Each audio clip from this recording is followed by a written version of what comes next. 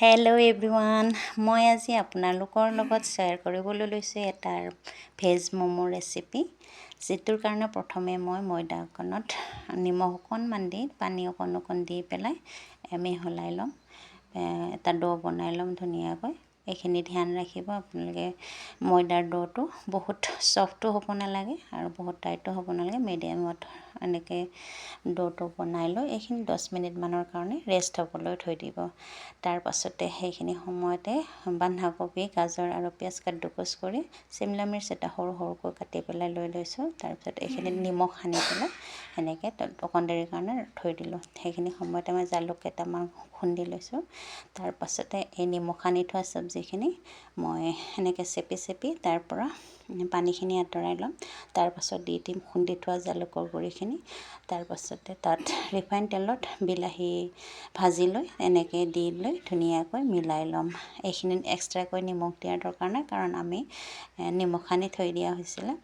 তাৰ পাছতে 10 minute rest দিয়া ময়দাখিনি লৈ ল'ম। তাৰপিছত এনেকৈ সৰু সৰুকৈ উলিয়াই ল'ম।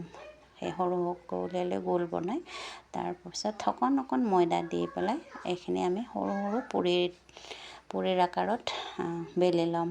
সৰু সৰুকৈ পুৰি বনাই তাৰ মাজত দি দিম আমি বনাই লোৱা ষ্টাফিংটো, চব্জিৰ ষ্টাফিংটো।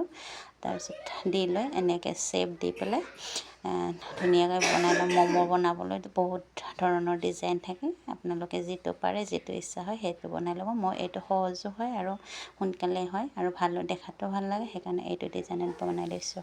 মোৰ ম'ম' ষ্টেণ্ড নাই, সেইকাৰণে ইডলি বনোৱা ষ্টেণ্ডটোকে লৈ তাত এটা ফুটা থকা খৰাহিত অকণ তেল দি পেলাই ম'ম'কেইটা এনেকৈ দি পেলাই 10 মিনিটৰ কাৰণে সিজিবলৈ দিছোঁ। এয়া মোৰ ৰেডি ম'ম'। আপোনালোকে তাৰ লগত খাবলৈ আকৌ এটা টমাটৰ চাটনি বনাইছোঁ। টমাটৰ চাটনিখিনিত কেইফুটামান নহৰু আৰু শুকান জলকীয়া 4টা দি পেলাই সিজাই ল'লোঁ। তাৰ পাছতে এনেকৈ মিক্সি জাৰত পিচি ল'লোঁ। পিচি লোৱাৰ পিছত এখন পেনত 2 চামুচ তেল দি পেলাই বিলাহীখিনি এনেকৈ দি দিলোঁ। পিচি লোৱা বিলাহীখিনি দি লৈ তাত দি দিম টমাটৰ চচ 2 চামুচ। তাৰ পাছতে দি দিম 2 চামুচ চেনি আৰু তাৰ পাছত কালাৰটো আহিবলৈ চিমলা মিৰ্চ কাশ্মীৰী মিৰ্চৰ পাউডাৰ দি দিম। এয়া কাশ্মীৰী মিৰ্চৰ পাউডাৰ দি পেলাই এইখিনি এনে এটা পৰ্যায়লৈকে ভাজিম, যিটো ডাঠ হৈ যায়, চচ আকাৰত হৈ যায়। এয়া আমাৰ ৰেডি হৈ যাব এতিয়া চাটনি, আৰু এনেকৈ ছাৰ্ভ কৰিব। Thank U.